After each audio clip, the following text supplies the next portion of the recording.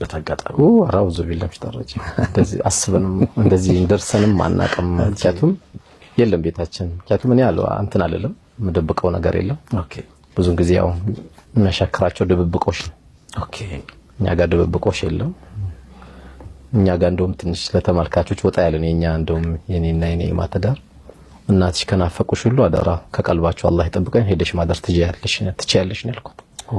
እኔም እናቴ ጋር ሄጄ አድራለሁ፣ እሷም ሄዳ እናቷ ጋር ታድራለች።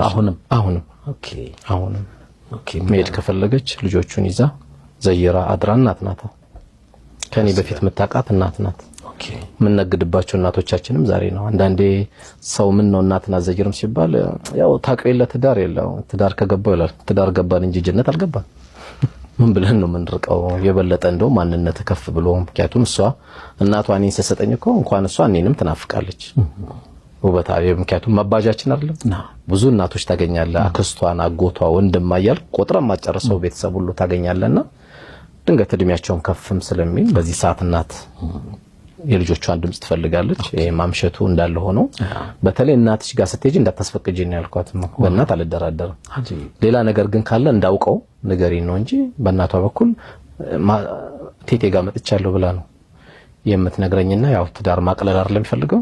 ጥብቅብቅ ስታደርገው ጥሩ አይደለም። ምን ማለት ነው? ጥብቅብቅ ማለት በቃ ተቆጣጥረህ የምትችለው አይደለም። ማንነቷን መመለስ የምትችለው ነፃ ስታደርጋት ነው። ምክንያቱም መጀመሪያም ያገባህበት መሰረት ስላለክ መጀመሪያም እኮ የምትጠረጠር ሴት አይደለም ያገባው። ምክንያቱም የረጅም ዓመት ልብስ ናት። ከረጅም ዓመት ልብሱ ደግሞ ሌላ ልብስ አለ።